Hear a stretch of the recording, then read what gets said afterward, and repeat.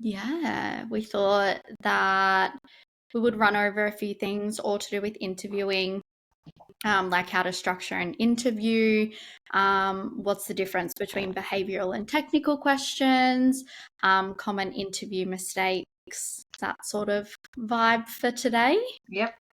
And there's probably there's always two angles that we can take from it. The client side, when you're actually conducting the interview and organizing the interview, and then the candidate side, who's on the receiving end of getting the information, obviously preparing for the interview.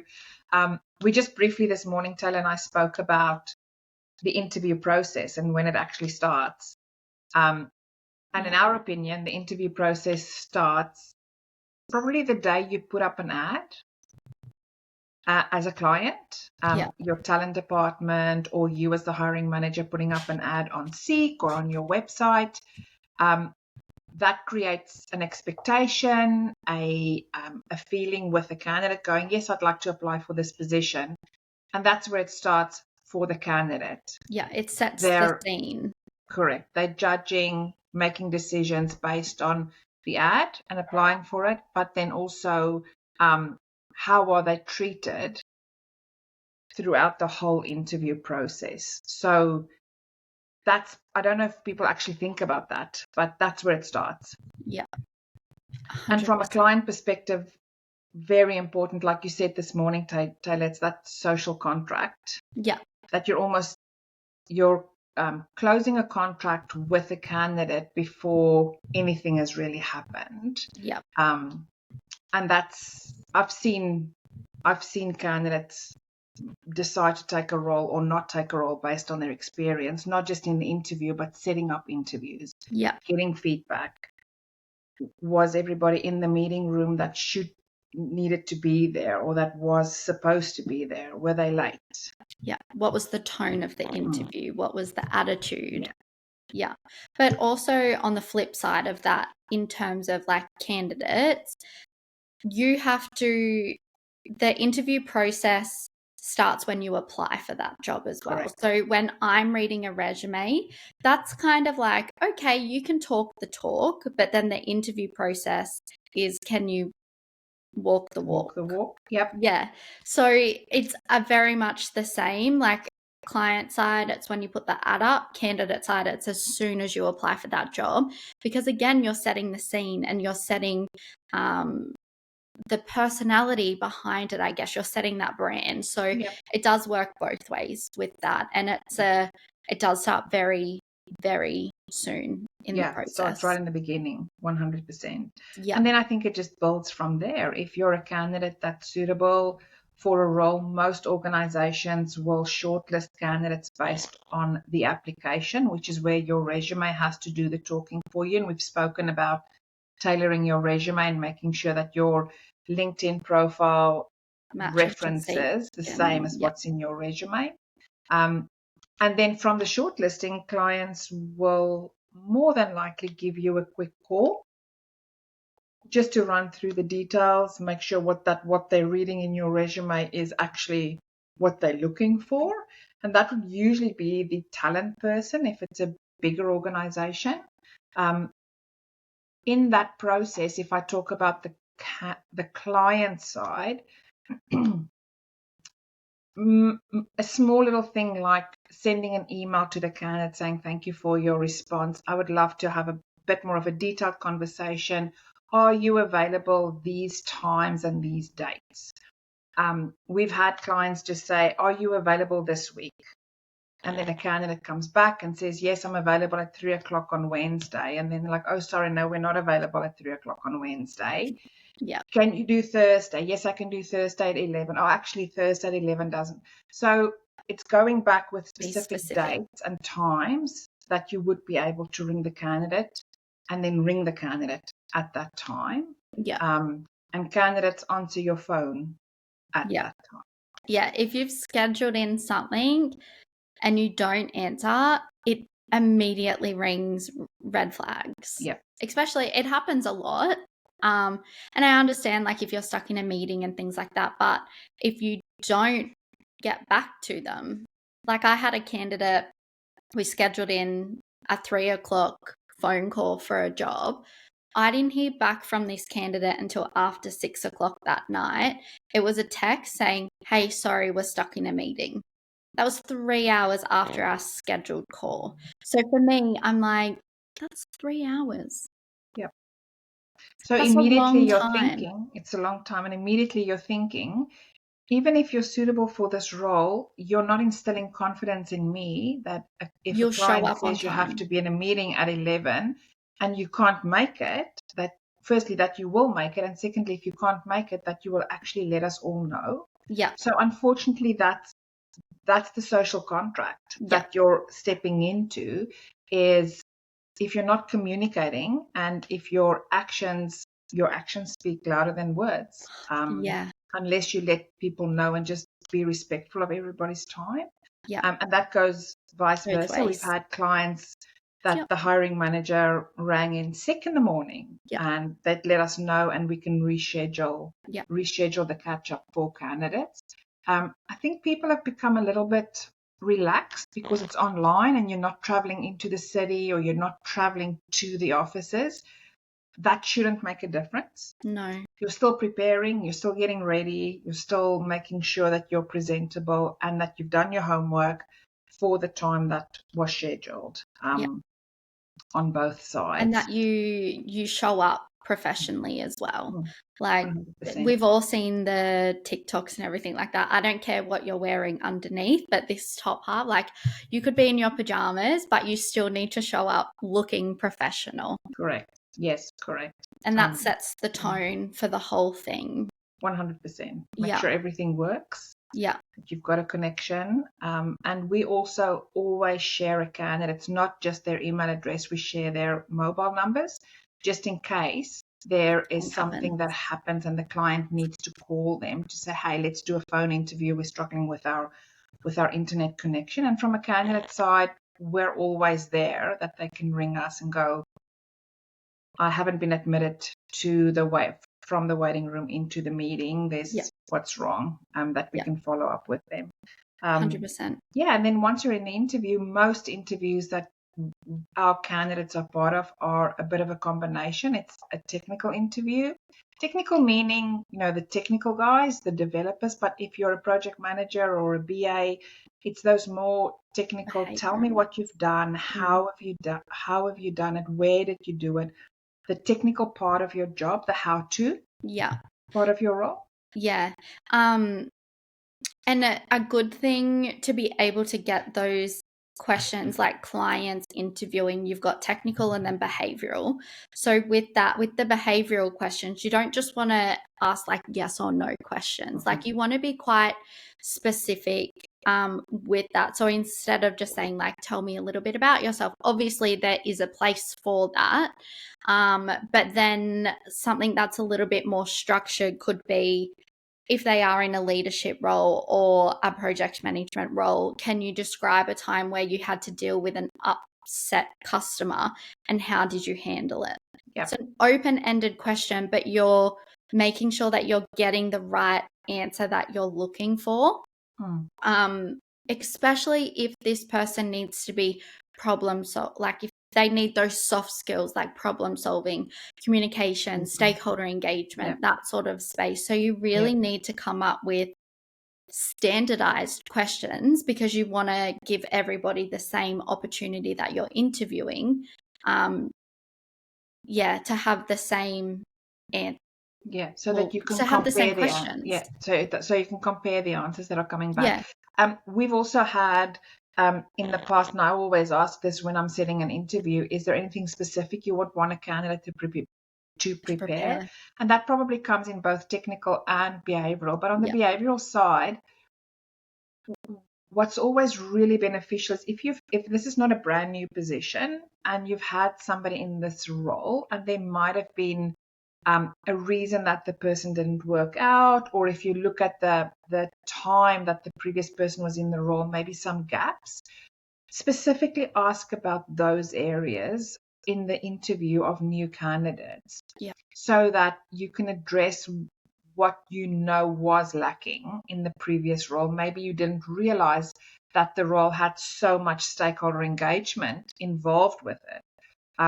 well, by not asking the question, you're actually not testing the one thing that's really important in that position. So look at the role that maybe is a role that you're replacing. If it's a brand new position, look at who the person will be engaging with, measure in terms of the who they'll be mentoring, who they'll be leading. Yeah. And you can ask the behavioral questions, or formulate behavioral questions around that. Yeah. And around the key competencies and the responsibilities as well, there's no use going to an interview and not touching on those sorts of things. And it can happen. You can get, I know I get sidetracked all the time, and I'm like, okay, like, we've got to get back, let's focus. Like, so it can happen, especially if you are, I don't know, vibing with that person, you tangent. Everyone does it. So I think knowing, like, having a clear structure put in place. And usually when you go to an interview nowadays, it's more one or two people. Yeah. It's more like a panel than just like a one-on-one. You will definitely you will have a one-on-one in the screening process, but in terms of the interview, it will be very structured. So I think clients, they do need to sit down with their panel and make sure everyone's on the same page as well, with what they're asking. But also how they're scoring, I guess. Yes. Yeah. So that also needs to be quite standardized as well, just so you alleviate any bias. Yep. Too. So it can be a little tricky. So ensuring that you're all with the criteria, the scoring, no bias, asking the same questions for every candidate. But also I think it's important to try to take notes in an interview as well, so you know exactly what they said. So you're not trying to remember, especially if you had 5 interviews that day. You're not going to remember what the first person said. No. Yeah, and sometimes it's good to have just a break if you're doing back-to-back interviews, just to give yourself a break between the first and the second and the second and the third, just to regroup, quickly have a chat as a group if there's a group interviewing, and maybe having like a score out of 5 that you all agree on and say this is the score based on this experience that we've just had with the person. It's not, I don't think interviewing is a absolute black and white and this is exactly how it works, because you're working with people, and sometimes somebody walks in the room and you just get a feeling of, yes, you're our kind of people, or the answers is not exactly what we're looking for, it's just not landing. You may need to delve deeper as well. So I think too, you can't be so structured that you're not able to deep dive further if you need to, or if they say something that sparks interest that could be good for the job, you want to be able to ask more about that as well. Correct. And if the person was not submitted by an agency like us, we would usually in our candidate submissions to clients, we tell them a little bit about a background and who this person is as the package deal that we've spoken about. If you don't have that, if you've advertised directly as an organization and you're speaking to people the first time, find out, where do you live? What does that look like? We're based in the city. Is that a good location for you? We're based on the north side of Brisbane. We're based in the Sunshine Coast. We've had so many guys apply for roles in the Sunshine Coast, and then when you talk to them, they're like, oh no, I didn't realize you have to be based on the Sunshine Coast. Could I not do this role remotely? No, you can't. You have to be based in the Sunshine Coast. So rather find that out in the very first telephone call, or I found the perfect candidate, and then down the track realize, it's not going to be, location doesn't work. So there's a few things that are non-negotiable. Location, the way that you engage, if there's a work remotely option, or working arrangements that you can work in the office a few days. Is there specific days you need people to be in the office? We've got clients that have Tuesdays, everybody, the whole team is in the office. That's non-negotiable. So things like that, that's non-negotiable. Get those out of the way, and that's going to either rule somebody in or rule them out, unfortunately. But that's a non-negotiable. Yeah. People applying from interstate, like, no, I can do this job remotely. Well, no, it's not a remote job. It's Yeah. you have to be in the office job. Yeah. Or you get people who are still living in Sydney or Melbourne and they're like, I'm actually moving to Brisbane. Correct. So it's kind of a Yeah. catch-22, I guess, because you Yes. can spend all of your time with people who have Sydney or Melbourne and they're like, yeah, I'll move. But then sometimes they don't. So Yeah. it is trying to find that fine line as well Correct. without wasting your time, but also making sure that you're not missing out on an opportunity A really too. good candidate. Yeah. Exactly. Yeah. Yep. And then the feedback after the interview, really important. This is a difficult one to assume, but we usually assume that if the candidate wasn't interviewed, that we won't get a good, solid feedback as to why the person wasn't suitable. We still want to have feedback if we've just submitted a resume for the candidate, but also for us to know that, oh, we missed, maybe we should have focused a bit more on this area, which we didn't realize or we didn't focus, and that just helps us tailor our search and make sure that we can get the right candidate. Yeah. So that's a two-pronged approach. But once a candidate's interviewed and they're not suitable, please give feedback. I'm not saying they didn't have the suitable skills. That's not feedback. You interviewed them for a reason. Yes. Yep. And even if the feedback is they didn't have the suitable skills at the level that we were looking for, or just a little bit more than a generic feedback, again, that helps us to make sure that we're getting the right candidates through to you. But it's also, we want candidates, once they've given their time to do an interview, to leave them in a position where they can go, oh, okay, yeah, that makes sense. Next time for another interview, I've now learned and I can do a better job. It might be the way that they answered a question or anything. I feel like it's empowering if you can give somebody feedback, even if it's, any feedback is constructive. Depends on how you deliver it. But please close that loop, because you just never know as a client the next time you're recruiting for a position again, and that same candidate might actually then be suitable for the role and then decide not to apply based on the experience they had with you previously as an organization. Correct. And you just missed out on a really good candidate. And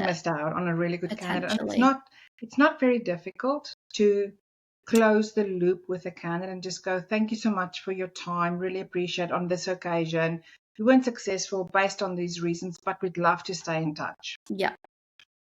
99.9% of people will say, absolutely, thank you. Please keep me on your database. Yeah. Oh, 100%. I quickly just want to mention something, and it's all around like the cultural fit. And a lot of companies now they're hiring for, some of them hire for potential rather than the skills that they have at the moment, where you've got the flip side and they hire for the skills that they've got at the moment.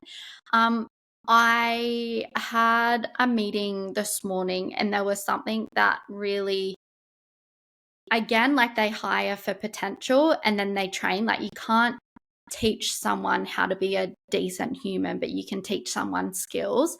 And then also for the client, another way to reframe that, I guess, if you feel like they may not be a good cultural fit, is how can this person add a new perspective on what we're doing? So some people, they have a lot of skills in a certain area, and this is just, I'm not saying this is the right or wrong answer, but sometimes people in the hiring positions may feel a little threatened.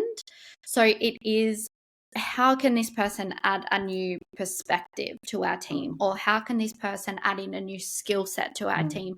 So I think if that gets reframed a little bit, it does open the possibility up of just, they're not a great cultural fit. Well, why? Can they not add something different that will also match the culture of the company as well? But Yeah. Absolutely. And yeah, and that's probably then really understanding what you're hiring for and what the longer term Yeah. goal is or deliverables are and who this person would need to interact with. Yeah. We've had a client that we placed a candidate who was just technically brilliant, really, really brilliant at the technical side. People skills, not so much. We submitted the candidate. The role did need interaction with other teams, and it wasn't at a large scale. It wasn't a very small scale, which the candidate would have been fine for. As we placed the candidate, and as the company grew, that interaction became more and more and more. That wasn't what the candidate wanted to do. And instead of losing the candidate, they repositioned this position Yeah. and gave the candidate a more technically focused role with less interaction on the people side, because that's not really what they wanted. Yes, that was a little bit down the track, but they repositioned it Yeah. because they didn't want to lose the talent that they had. So I think it's just thinking, and it's not always possible. No. Sometimes you just need an X to do an X job so you can get across the line with something. Yeah. But if it's a pivotal role, it might be worth just spending a bit more time Yeah. finding Thinking the right outside of the box. potential. Yes, correct. Finding Yeah. the right potential. 100%. And then if it's not right, Yeah. make a decision and go, it's Yeah. not right. That's it. Yeah. I think it's also Sometimes you know. important to trust your gut Yeah. as well. Hmm. Yeah. But Hmm. then you also, like within an interview, you don't want to show bias either, which there's a fine line Yes. between that, Yes. whether it's the right candidate or, you know, maybe they grew up in the same town or you know them or, yeah, something like that. So you need to make sure of bias. Correct. That's a big mistake that can happen. Yeah. As well. But Yeah. also making snap judgments, I think, is also another one. And we've had many scenarios where a candidate has gone in and they've been so nervous or something like that. And I think it's quite daunting, especially the more junior people, Yes. how they're going into interviews. And this could be a pivotal moment in their career and they're going in and they're just so nervous that they wholeheartedly know that they can do the job, and we also do, but they just buckle under the Yes. Under the interview pressure, pressure. which Yeah. is really, it's frustrating for both, well, for all parties involved. But I think too, just having a little bit of grace could also go a long way. We put on a contractor with a client here, and I knew that she was a nervous person I could hear the shaking in her voice when I spoke to her on the phone. And then again, that was brought up, hey, I think she's quite a nervous person. So when they went into the interview, they did say, yeah, she was very nervous and you could tell. But they were able to see around that. And then also we confirmed in the reference checks, she is a nervous person, but she does Get the job done. settle and she does get the job done. So that was a nice placement, although she was nervous, but she could get the job done. But the client also had a little bit of grace around that. Because, people do get nervous. I get nervous. It's human. Correct. So, yeah, trying not to make snap judgments based on that. Yep. It's ruling in rather than ruling out. So, quick question, and we've had this in the past. When you interview as a client, you interview a candidate, and you come out of that interview and you go, perfect, exactly what we're looking for, spot on. And then they ring us and they say, we'd like to see another candidate just to compare.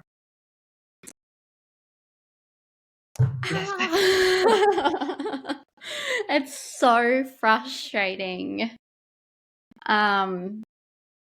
Yeah, especially like where the market is too. Like obviously it depends who's in the market, but if they have ruled out, say if you submit 3 people, they only want to look at one, but then they want us to produce more candidates, that again delays everything. Time is of the essence. Yeah, and usually if that candidate is perfect for you, They're they are perfect for probably someone else. perfect for somebody else as well. And then it becomes a game of managing the candidate and keeping them interested. And immediately, if they know that it's being delayed, their thought is, well, okay, then I'm What's probably wrong? not the choice.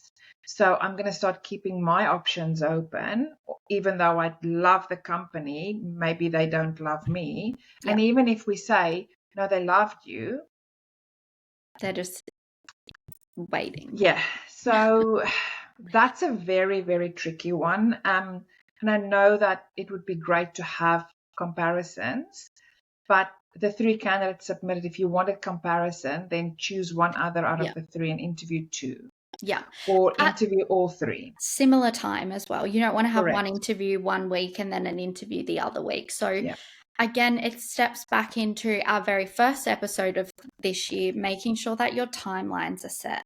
So Correct. if you know that you're going to be interviewing, you want to make sure that you have those blocks available either the same day or the next day. Because Yes. if you have them a week after another because somebody's on holidays, that Difficult. first person who may have been perfect, they got to wait a week. In that week, a lot can change in the market. Correct. They could Yeah.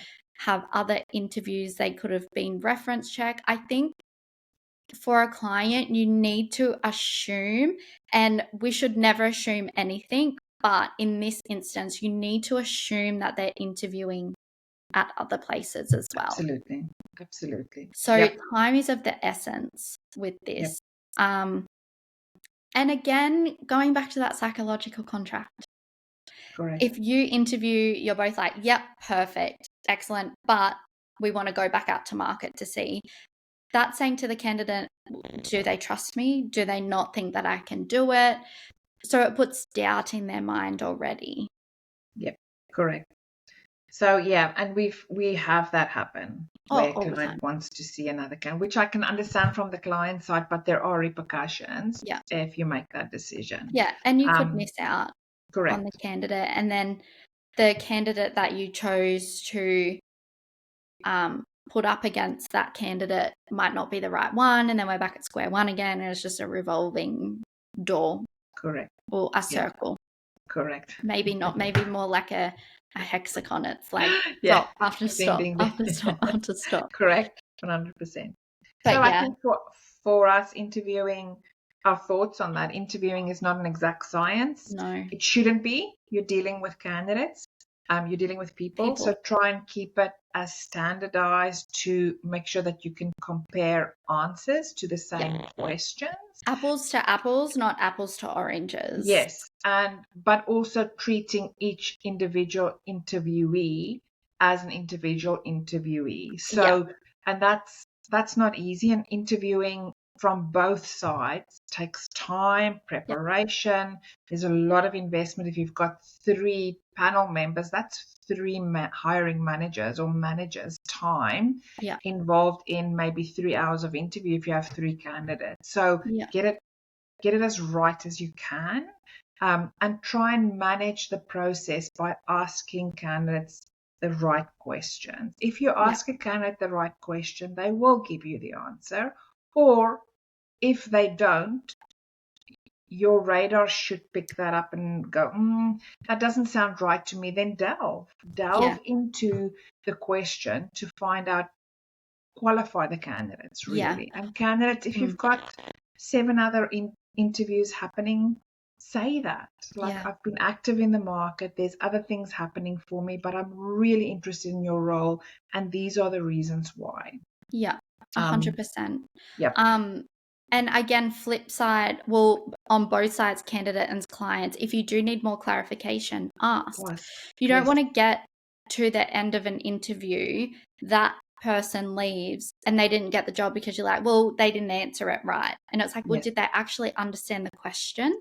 So again, being quite mindful of how that question is coming across, and something that could make a question that could make sense for you, Suki, might not make 100% sense to me Correct. as well. Yes. So, Yes. Yep. and then candidate, if you don't understand, clarify. Like, you Yep. can clarify, or after you do answer it, you can just simply say, was this the answer you were looking for? Or did I answer this the way that you were in, Yes. the way that you wanted, or that sort of thing. Does But that answer your yeah, question? Yes, it does. Thank you. Move on. Because yeah, then if it's a yes, it does, then the candidate knows, okay, I've answered it. yeah, If it's a yes, it does, and you're actually not telling the truth, then you've done that candidate a disservice. Instead of yeah, saying it does to a point, if you could maybe expand a little bit on your change management experience specific to that yeah, project of work that you did, if they've misunderstood that or they didn't answer the whole question. yeah.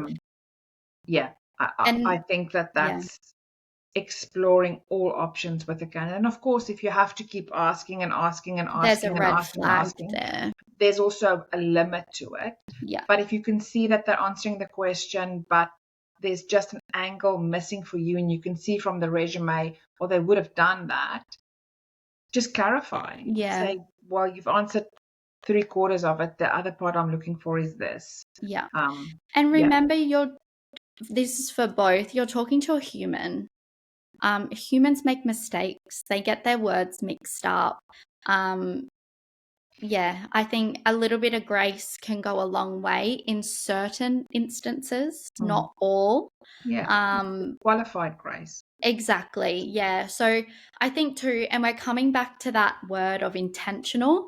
You do need to be intentional about the questions that you ask, who you're interviewing, how you're interviewing, and then also be intentional about the feedback that you give the candidate, because that feedback that you could give them, that's a great learning curve for them, and it could make or break their career depending on how you approach that as well. So yeah, I think that's really important. Yep, Be intentional.